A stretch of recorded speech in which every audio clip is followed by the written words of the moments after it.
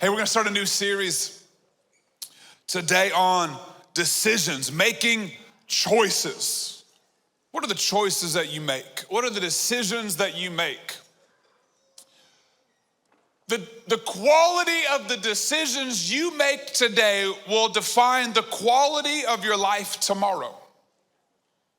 If you're a good decision maker, then you have a good future to come. If you make healthy choices and healthy decisions today, then you'll have health tomorrow. You'll have abundance tomorrow. The seed you plant today will grow tomorrow.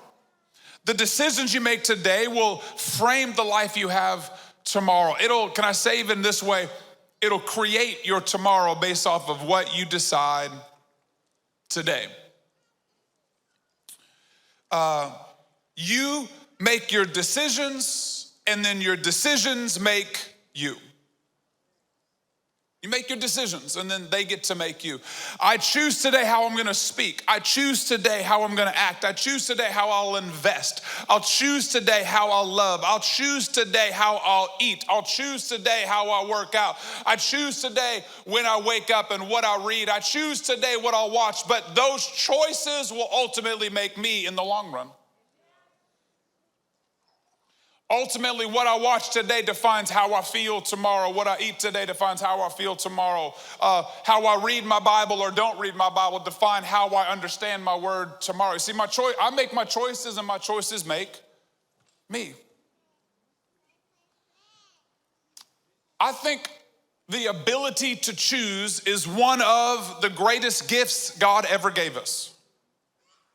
It's one of the best things he ever did. It's one of the most sacrificial things he ever did. The ability to give us the opportunity and the choice to love him or not. The choice to follow him or not. The choice to worship him or not. The choice to make our own choices. That is unbelievable. Honestly, as a father, and I love my kids to death, there's a part of me that wishes they couldn't choose as much. You know what I'm talking about? I would make way better choices than them sometimes. Most of the time. Let's go with all of the time. I would make better choices all of the time. And so God, in his willingness to trust us, to love us, to allow us to choose him, gave us the ability to make choices. Could I say making choices could have the potential to be a superpower for your life? You see, all of us have friends in our life or people that we know that are smarter than us but less successful. That are better looking than us but less successful. That have a higher education, have a higher IQ, but their life is falling apart. They're stronger than us. They're like all of these things we've seen in our life, and none of those things lead to success. You could be smart. You could be lucky, you could be from the right family, you could be educated, but that doesn't mean you're gonna have a great life, because success comes from right choices, not right genetics. Success, a healthy life, a whole life, a blessed life, a successful life, a fruitful life, a life that God wants you to live. That comes from you making healthy choices, not from you hitting the lottery, not from you having the right family, not from you having the right background, not from you having the right education, not from you having a healthy boss, not from you voting the right way or having the right president or having the right governor or having the right, no, it comes from the choices that you're willing to make or not. Your choices are creating your future. So I want to talk for a few minutes today on the idea of making great choices to live a great life. You see, many of us spend a lot of time on choices that don't matter and not enough time on choices that do. Can I just sell myself out for a little bit? I have a fear of picking the wrong movie. So I will look on Netflix for hours. You know what I'm talking about? Okay, maybe not hours, like an hour.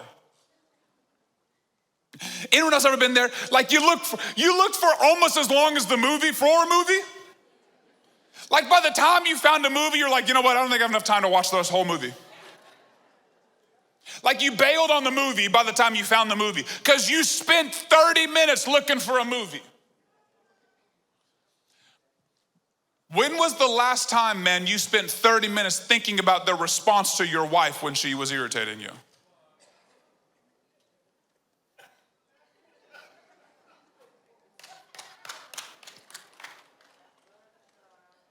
Hey, just keep looking at me if I'm talking to you. Don't look at your wife. Wife, don't be hitting him in the ribs right now, okay? I'm gonna get to you in a minute, okay? So don't plant that seed yet. It's coming back. It's a boomerang. We've all done it. We spend 30, 40 minutes thinking about a movie, and we spend seconds responding to our loved ones. We overthink. Hey, this is the best one. Where you want to eat tonight? Ooh. You spend as long thinking about where you're gonna eat as you did eating. For some of you, you eat faster. You crush that, but you spend an hour thinking about it and 4 minutes consuming it. Why? Because we do invest time in decisions. The problem is we usually invest it in the wrong decisions. We think that our will or our emotions leads to healthy decisions, but neither is true. You cannot rely on your emotions to make the decisions you need to live the life you want to live. Your emotions might work some of the time, but honestly, they probably rarely will work. We're just not good at it. Emotionally, you're upset or you're excited or you're happy or you're depressed, or you can't rely on your emotions to be healthy enough to make healthy decisions day in and day out. So you cannot rely on how you feel to lead how you should make choices. But also, your will never be strong enough to consistently make healthy choices. You can't just say, I'll just will myself through it. I'll just force it. No, you won't. You'll give up. Which is why, as a society, we every January do what? Go back to the gym. It drives me insane every January because y'all be messing our flow up for the rest of us that are there in December. I start every year in December, so I'm like a month in advance. So I can establish ownership. Every year, gym. Every year, more new diet. Every year, I'm gonna start a Bible reading plan. Every year, and then we quit. Because your will isn't strong enough to endure choices. It's like, anyone ever do this? You go to the grocery store hungry? Don't do that. That is dangerous for me. I've done that a few times. I come back with so many random, unique things, and I'm like, Crystal, look at what they made. This is amazing. It's delicious. I ate half of it in the car. It's like, what in the world are you doing? Yeah, why? You make horrible choices when you're hungry. Never go to the grocery. And the problem is too many of us Christians are living our life hungry, walking through the grocery store of life, making bad choices. We're making bad choices in our friendships. We're making bad choices when we respond to people. We're making bad choices when we serve and give. We're making bad choices when we don't turn the other cheek and when we don't go the extra mile. We're making bad choices when we don't pray. We're making bad choices when we don't give our cares to God. We're making bad choices because we're living hungry, going through a grocery store of life, and we're blaming everything and everyone else. It's the political issue. It's the economy issue. It's I didn't have the right family, and I didn't come from the right background, and I didn't get the right help, and I don't have the right boss, and it's this education is too expensive, and we blame, as opposed to saying, maybe I have just been making bad choices. Now, don't hear what I'm not saying. I did not say that there weren't other issues, but those aren't the reasons your life sucks. It's your choices that are the reason.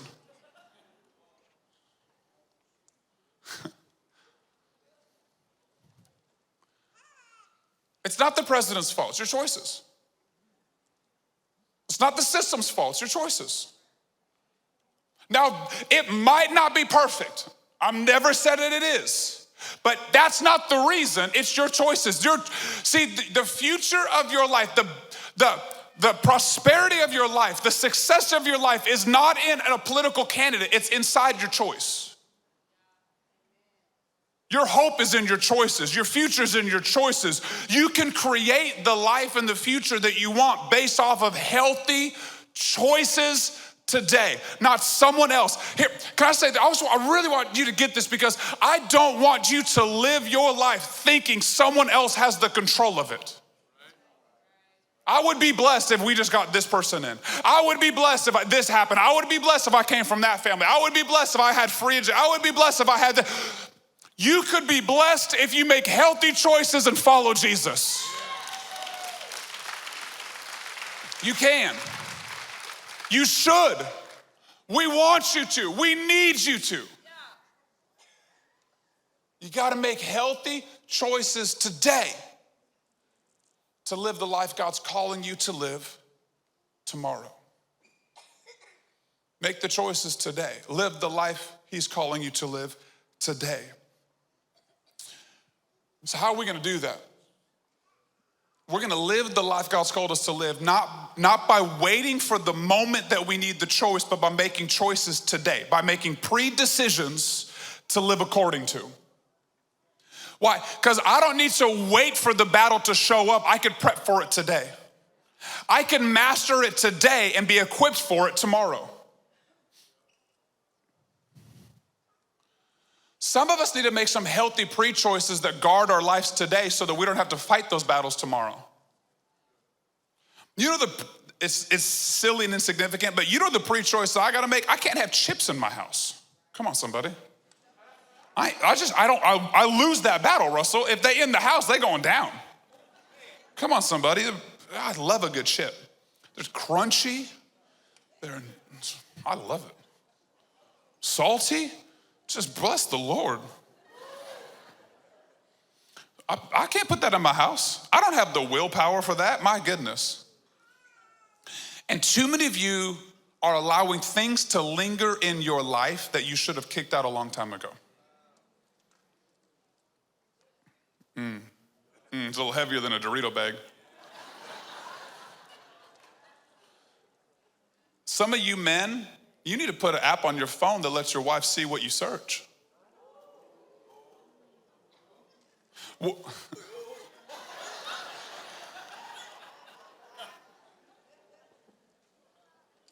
Why not protect yourself today for fires tomorrow? Why try to fight that battle when you're having a bad day, when you could safeguard yourself today? You should delete some stuff. You don't even need to fight that battle. That shouldn't even be on your phone. That shouldn't be in your world. That shouldn't be in that context shouldn't be in your phone anymore. It shouldn't be blocked. It should be deleted. There should be shows you just don't watch. There should be people you don't talk to. There should be places you don't go, because that's a fire that I'm just not gonna touch. That's a thing I'm just not gonna do. Oh, so you can't control yourself? I don't need to find out. Oh, so you just don't have any discipline, Pastor? I don't know. My wife has the discipline. I'm good with that. Just search that, follow that, know what's going on. I couldn't even change my passwords. I don't even know what they are. I have to ask Chris every once in a while to log me in for something. I was like, can you log me into this? I don't even know what's going on. If I get logged out, I gotta get home. I have no idea I don't even wanna know. That's the point. I want trust. I don't need to prove how strong I am. I need to prove how healthy we are.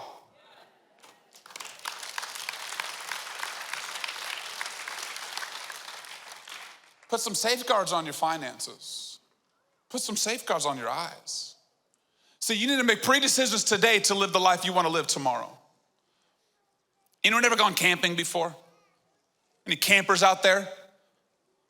No one? The third service is not a camp. Oh yeah, there's a couple of you out there. I like camping. I've been told though that I'm more of a glamper than a camper.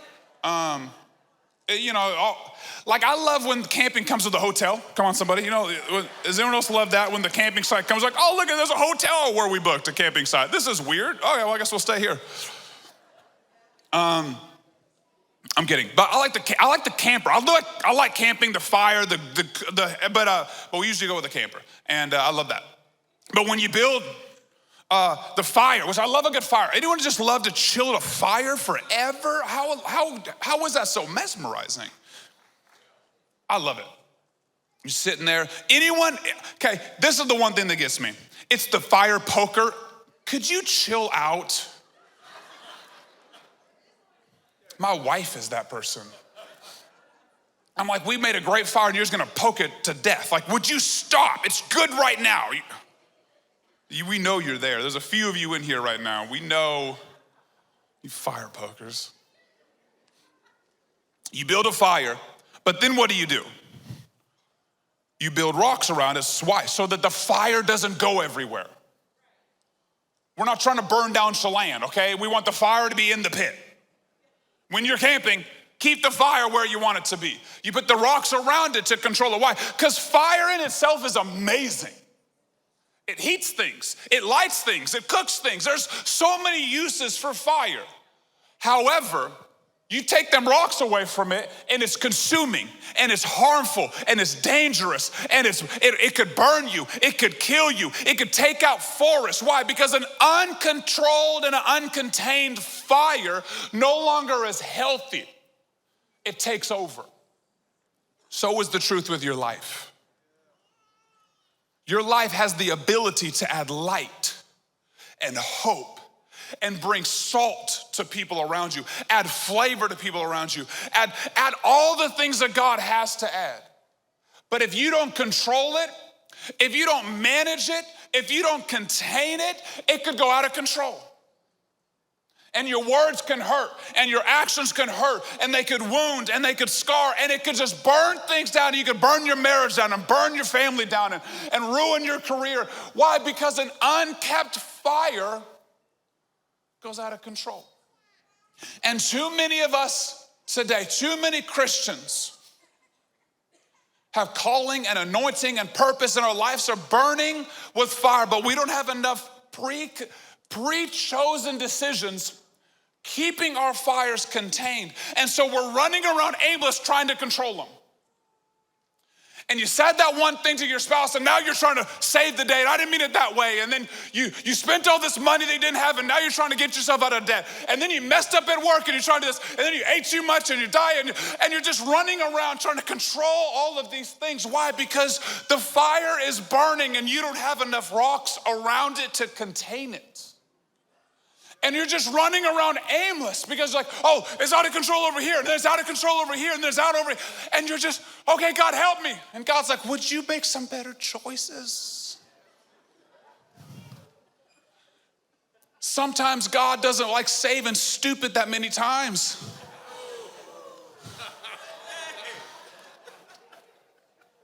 How many prayers have you prayed that you would have been able to avoid had you just made a better choice? God help me. And he's like, help you? You could have helped yourself yesterday by not doing that. So I want to talk for the next few minutes on the rocks that God wants you to put around your fire, around your life. Pre-decide to surround your life with healthy rocks so that your life can burn brighter than ever. Because too many of us are putting too much energy in controlling our fire as opposed to building our fire. And so it's burning out of control, but it's not burning the right way. Because we're running around aimless trying to keep it in because we hurt our friend and we hurt our spouse and we spent too much money and we kept making wrong choices. And we're aimless. We're not making a difference because the fire isn't burning the right way. It's not burning bigger. It's not burning brighter. It's not bringing hope. There's more chaos than hope in it. Romans 7:18. I love this verse. I love this verse. I relate to this verse sadly so much. I feel like you're going to relate to this. This makes sense to you. This is what Paul says in the New Testament. I want to do what is right, but I can't. I want to do good, but I don't. I don't want to do wrong, but I do it anyway. You just relate to that? Wow, you're just gonna make me the only one in the room? They're like, I don't know, preacher. Paul goes, I really want to do good, but I don't. Man, I intend to be a giver, but I don't. I intend to go to Growth Track, but I never have. Man, I really intended to serve that one time, but I didn't. I really meant to pray the other morning, but I slept in. I really wanted to read my Bible this year, but I haven't. Gosh, I really wanted to turn the other cheek, but I ended up letting him have it. I so intended to drive with patience, but I ended up having road rage. I really meant to stop at that yellow, but it just didn't happen. I really meant to do good, but I don't. And I really don't want to do bad, but I do. Paul writes this in the Bible. Paul, the author of many New Testament books. This man planted more churches and started more of the movement of Jesus than anyone else. And if he's feeling this way, clearly we can too. He goes, I don't know what to do with myself. We feel that way where, oh man, I really want to tithe, but I just can't. I really want to serve, but I just don't. I really want to pray, and here, this is what I've done. This is my struggle. This might be yours. Man, I really want to witness to people, but I just don't want to be embarrassed. Really meant to witness. I really meant to pray for that person, but just kind of awkward. You ever had that intention? Like, I have all the intent in the world to bring people to church with me, to pray with people, to talk about Jesus. And honestly, if someone were to just walk up to me and be like, hey, Caleb, Jesus just told me to come talk to you and you were gonna invite me to church, I would totally invite that person. But until that happens, God, I just don't know what to do. We have all the intention in the world. The problem is when you stand before God on that day, he will not judge your intentions. He'll judge your actions. So we got to get better at making decisions that lead to a life that he's called us to live. We got to get better at making choices so that we can do what we set out to do. We got to set out to do what God's called us to do.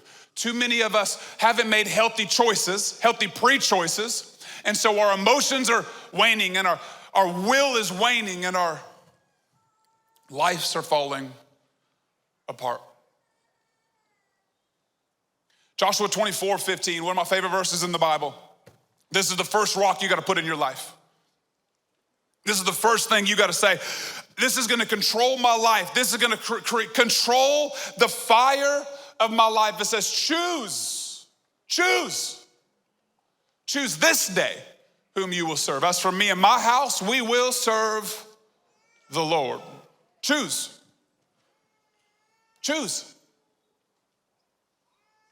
Don't slide into this thing. Don't back into this thing. No, you got to choose. Are you going to serve God or not? Are you in or out? Are you following God or not? Choose. See, the thing is this, we were created to serve. So it's not a question of if you will serve, it's a question of who or what you will serve. See, if you look back at your life, every season of your life, you've overserved something. Something has held the throne, the focus, the goal of your life. Maybe it was school, maybe it's a relationship, maybe it was drugs, maybe it was gaming, maybe it was money, maybe something has held your focus. Maybe it was just your weekend nights and man, I gotta get back out, I gotta go drinking, I gotta be with my friends. Something has held the entirety of your focus. Your life has been revolving around something. You put something there. God said, choose me, serve me. As for me and my house, we'll serve the Lord. We're not serving work. I'm not gonna serve my career. I'm not gonna serve politics. I'm not gonna serve friendships. I'm not gonna serve sex. I'm not gonna serve alcohol. I'm not gonna serve money or fame. That's not gonna get my knee to the ground. I'm not gonna bow to that. I will serve. As for me and my house, I don't know about your house, but my house, we serve in God.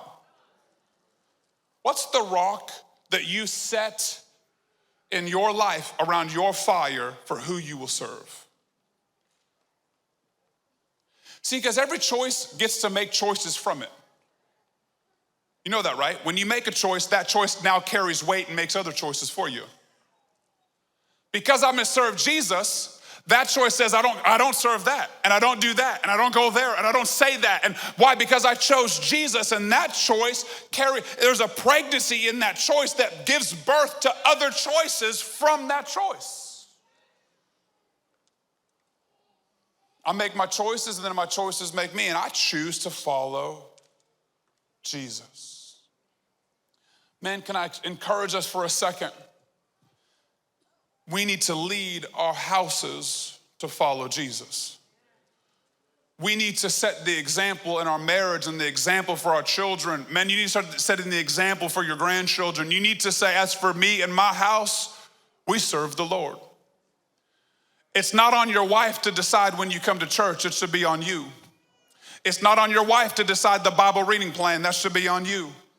It's not on your wife to cultivate and develop and nurture godliness into your children. It's on you. As for you and your house, it ain't her house, it's your house. Be the leader that God called you to be. Step up and say, as for my house, we serve the Lord. Some of us dads need to remember that when we celebrate the things in our children's lives. And we need to remember that we need to celebrate Jesus in their life more than anything else in their life.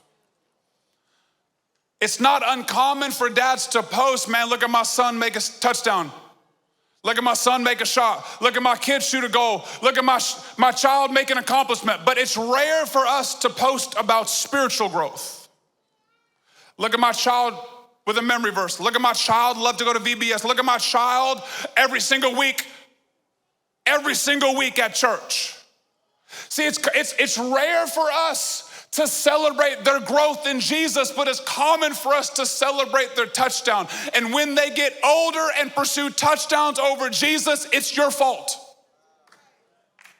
Because they're pursuing praise and approval from their father, and apparently you've been praising them for their touchdowns, not their Jesus growth. As for me and my house, we don't serve football, we serve the Lord. We love football, but we serve Jesus. We love sports, but we serve Jesus. We love school, but I love education, but I serve Jesus. It's not above Jesus. I love your accomplishments. Let's go get all the trophies we can, but not at the cost of serving Jesus. We will make sure that you serve in missions and serve in outreach and serve at church and give and tithe. And there is not an age on the dream team, in case you're wondering.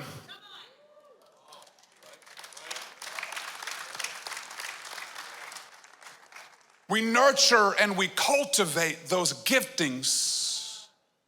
I saw a stat the other day and it said like 0.01% of people make it to the NFL. 100% make it to standing before God.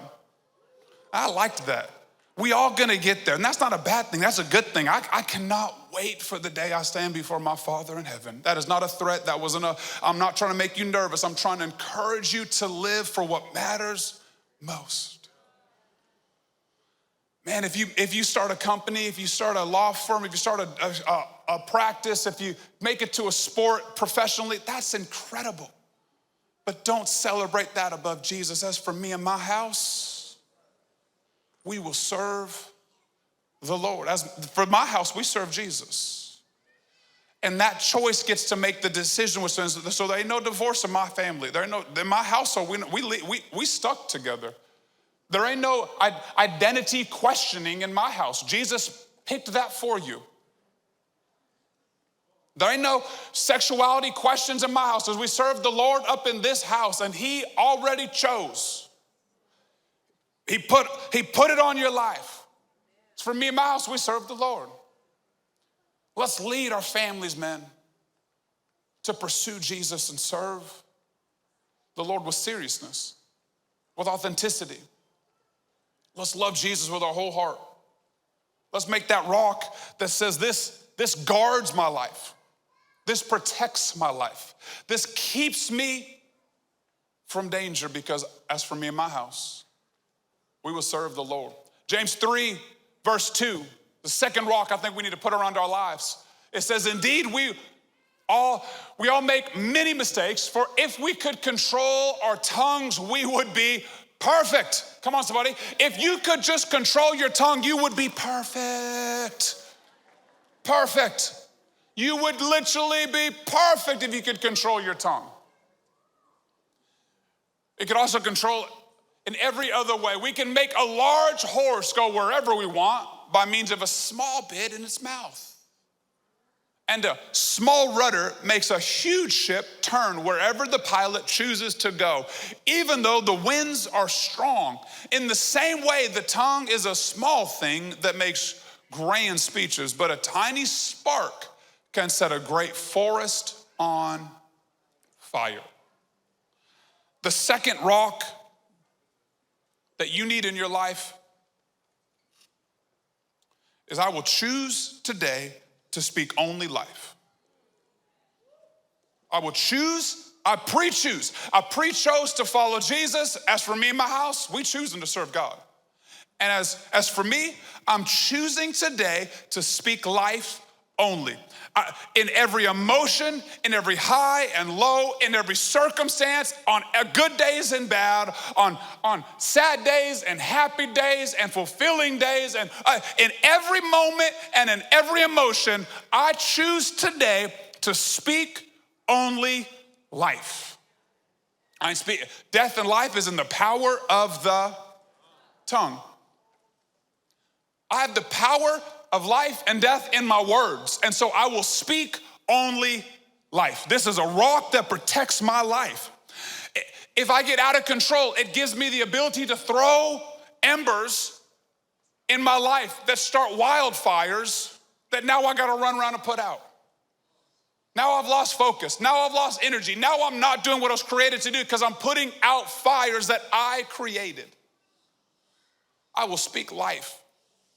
I will speak life into my marriage. Yeah, but it sucks today. We'll speak life and hopefully it gets better tomorrow.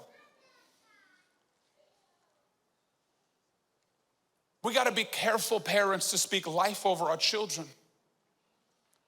Speak life over them when they come home hurt. Speak life when they're confused. Speak life when they're lost. Speak life when they're frustrated. Speak life when they're hurt. Speak life into them. Husbands, in your marriages, you got to speak life and blessing over your wife. Speak life at the workplace. It is so easy, and can I say even common, for us to join into the negativity.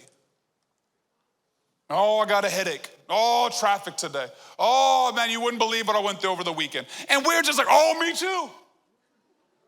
Oh yeah, I got the back issue and I got the headaches and I've had migraines my whole life. We don't care. Stop talking. Stop it. So you just want me to lie? Oh, I don't want you to talk. Just don't want you to just. Was that a movie back in the day? Preemptive. Just a pre-chosen. Shush. Don't add to the negativity. Don't add to the down. When you walk in a room, does it go down or up? Is it like, yeah, I know. Or it's like, oh yeah, I got hope. A little energy, a little life, a little more faith, a little more joy, a little more hope.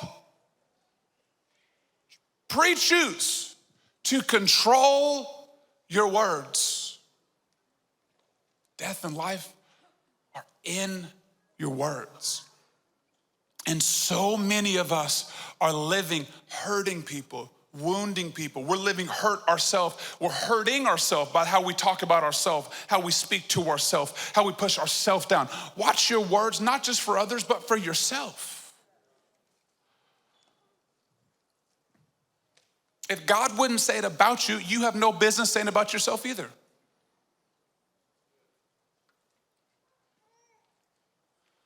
I remember one of my girls that said something about herself, and I looked at her, I said, you better never talk that way about my daughter again. She kind of looked at me so confused.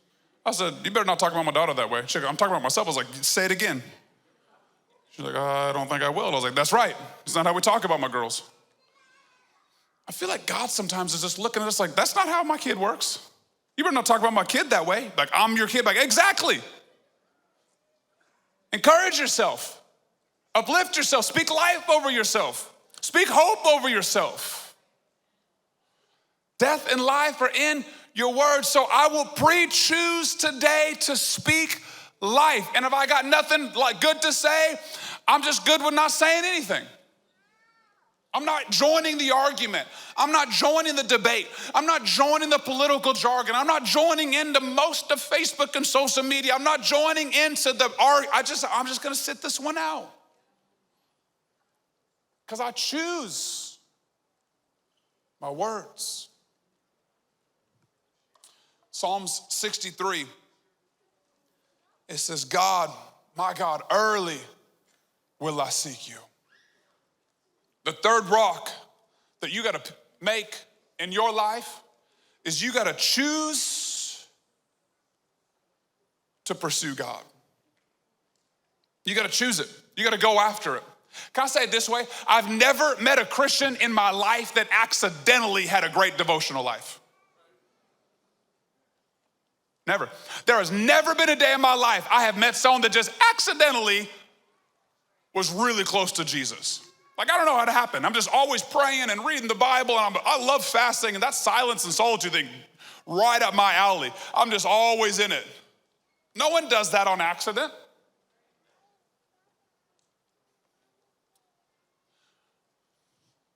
I will choose, I will pre-choose today to seek God tomorrow. I seek him. I pursue God. I read his word. I pray. I listen for his voice. I worship. I choose today. I pre-choose to have a strong, healthy, devotional life with my Father in heaven. I choose it. Because you'll never accidentally do it. Early will I seek. I will seek after God. I will wake up 5 minutes early and read my word, read my Bible. Y'all, have you, just logically think, because we're not good at decision making. Have you ever just thought, man, I just can't wake up early. I never have time to read the Bible. I'm like, well, wake up 5 minutes early. Waking up early. Like, you really think that waking up 5 minutes earlier is gonna change how you feel the rest of the day from sleeping 7 or 8 hours? Like, you slept 7 hours and you're gonna tell me that that last 5 minutes was the real 5 minutes you needed? Like, honestly, out of the whole 7 hours, that last 5 was a big deal. Now I'm tired all day. Real exhausted, got a headache all day, real downer. Thanks, Jesus. See, we make bad choices because we say, well, I don't have time and I got to sleep in and I'm not an early morning person. That 5 minutes of sleep was not gonna do much more for your energy, but 5 minutes in the presence of God might have. Or might have.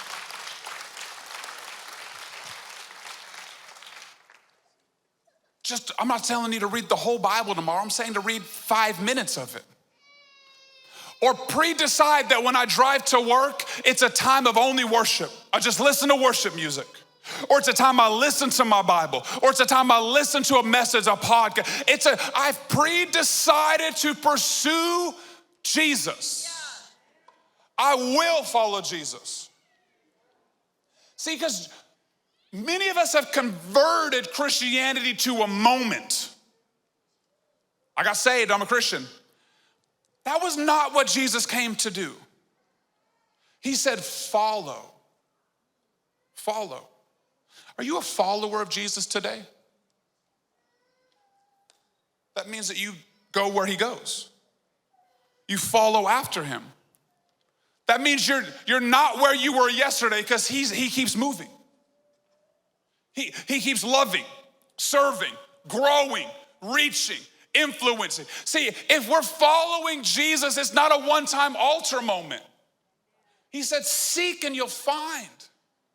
So a healthy devotional life is a daily one. It's a pursuit after Jesus. It goes, today I will wake up and follow after you. And none of us are gonna do it by sheer will or emotions. We have to pre-decide that I'm a person that values Jesus, values his word, values worship over a few minutes of sleep or radio or phone call. No, this is my time. I've preset it and I have time for Jesus.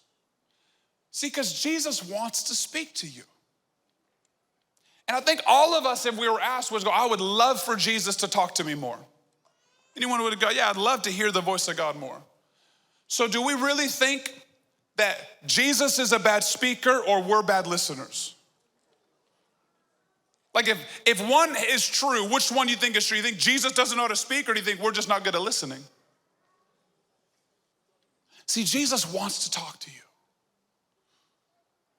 But it's gonna require a choice in advance that says, today I choose to pursue Jesus. In prayer, in worship, in reading his Bible, I choose. I'm someone who pursues after Jesus. Ben can come onto the stage as I close. Proverbs 12:26, throw this on screen, is another rock we gotta put in our lives. I got two more rocks really quick. I'm gonna wrap these up quick for us. The next rock I gotta get us to put in our lives is the righteous should choose his friends carefully, for the way of the wicked leads them astray. The righteous choose their relationships. The rock that I gotta get you to put around your fire, around your life, the pre-choice I need us to make today is I will choose my friendships, my leaders, and my mentors. I choose. Are you willing to make the hard choice for the people that are gonna be in your life? Your friendships. Are you choosing people to push you to God? I love the scripture, as iron sharpens iron, so a man sharpens the countenance of his friends. See, you need sharp friends to sharpen you. You can't have putty and get sharp. You got weak friends. You got unchristian, unequally yoked with friends that don't love Jesus, that are divorced, that are speaking down on marriage and down on your children and open to gender and open to sexuality. That's not the sharpening you need. You got to pick your friends better. Oh, it's a little harsh. I'm not trying to be harsh. I'm trying to help you be who you were created to be. You got to be iron. You got to be sharp. Research and study proves that we're the average of our 5 closest friends. So do you like where you're going? Because you're the average of your influences. Years ago, I set out, and there was a pastor that I loved, and I decided he's gonna mentor me from afar. He passed away just over a year ago. I never got to meet him in person. I can't wait for the day in heaven where I can shake his hand and say just how much he meant to me and how much he influenced me. I read every book he's written. I've watched him on YouTube for hours. I've listened to almost all his podcasts, and there are hundreds of them. See, some of us are going, well, I just need better mentors. Well, go find a good one. They don't ever need to know you. Maybe they will, and that'll be amazing, but maybe they won't, and they could still mentor you. And they could still sharpen you, and they could still challenge you. I remember praying in my pastor. Pastor Chris Hodges in Birmingham, Alabama. I fly down to him twice a year. I talk to him on the phone every month. I text him every week. I prayed him into my life because I needed a pastor to sharpen me, to challenge me, to prune me, to confront me, to help me grow. So I pray some great people into your life. And you be the person that someone else is praying for. That person going, man, I need a great friend. Be that type of person so when they find you, like, I've been praying for you. I needed someone to be faithful and to challenge me and to remind me to love my wife and to remind me to be gracious with my children, to remind me to work hard, and remind me to read my Bible, and I've been looking for you as a friend. If your marriage is going through it, if it's on the rocks, you better find a great marriage small group and copy it. Get in that group. Copy that leader, copy that marriage. Say, find a person that has a great marriage and say, you better start a life group because I'm coming over every Monday night at 6. I hope that works for you because we'll be here. We're gonna be here. I'm desperate, I need it. It is what it is. I'm showing up at 6 at your house. I'll bring food. but I'm not letting my marriage fall apart. So I'm finding the right leader. I'm finding the right mentor. Find some great business people that you can look up to, God. Say, I'll buy lunch, 30 minutes, I got 3 questions. I just need you to answer 3 questions, lunch is on me. See, too many of us are lazy in our relationships. Oh, well, if they just come, if they show up, no one's ever asked to mentor me. Yeah, because you look like a bum. No one wants to mentor a chicken. Eagles fly in the air, they don't hang in chicken coops. Oh, well, that's kind of mean. Well, then step up. It's in love. I want you to be better. I want you to soar. I want you to be all that God calls you to be, but you can't just live victimized, whining about how no one ever showed up to mentor me. Be great. Make great choices. And some great people will show up and realize, man, there's some potential on this person. There's some grit in this person. There's some gifting on this person. I could sharpen this person. Get out of that coop and make some great choices. Stop sitting around like Eeyore just waiting for someone to show up and make your life better. Make great choices. Pursue greatness. All of a sudden someone's like, this person I could help. I could take to the next level. That's the type of person I'm looking to run with. And lastly, once we've served God, controlled our tongue, developing our devotional life, picking our friendships. Last rock I want to focus on, we could have 100 rocks, but the last one I want to focus on today, just for a moment as we close, is the rock that says, I will finish what I start. I'm a finisher. You go, that doesn't seem very spiritual. Oh, it's spiritual. I will glorify God and be finishing what I've started. My life will glorify God. See, here's the deal. Enthusiasm is common. Endurance is rare. There's a lot of people with a lot of ideas. A lot of ideas out there. Few people actually make them work. Few people with the grit to start. Few people with the courage to start the business. Few people with the courage to set out and finish the degree. Few people with the courage to finish their marriage when it's on the rocks. Few people that says, I will not give up on my marriage. I won't give up on my kids. I won't give up on my friendships. I won't give up on my business. I won't give up on my dreams. Few people have the endurance to say, I won't quit. But my Bible says that my yes is my yes and my no is my no. And so what I say yes to, I will complete. And it's going to glorify God because he says, I will complete the work that I started in you until the completion of Jesus Christ returns. You see, God's going to complete the work that he started. So I will complete it through my faithfulness and through his grace. Be a finisher. They say today that anxiety and self-depression is on the rise because so many of us never finish what we start, and so we actually don't even trust ourselves. Every time we say, oh, here's a new diet. I'm gonna wake up early and read my Bible. I'm gonna do this, and we don't do it, we just prove to ourselves that we can't trust ourselves. And we judge ourselves, and we hate ourselves, and we speak down to ourselves. Why? Because we can't trust ourselves. You need to pre-decide today that a rock in my life is I am a finisher. I'll finish what I start. Parents, let's do what we say to our children. Let's do what we say. If we tell them we're gonna take them to the park, take them to the dumb park. If you told them you're gonna get them something, get them something. If you said you wouldn't, then don't. If you said they're disciplined, see it through. We need to, our words should matter.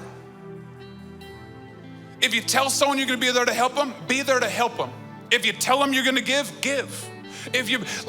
We need to let our words carry weight the way God intended for them to carry weight. My yes is my yes and my no is my no. I finish what I start.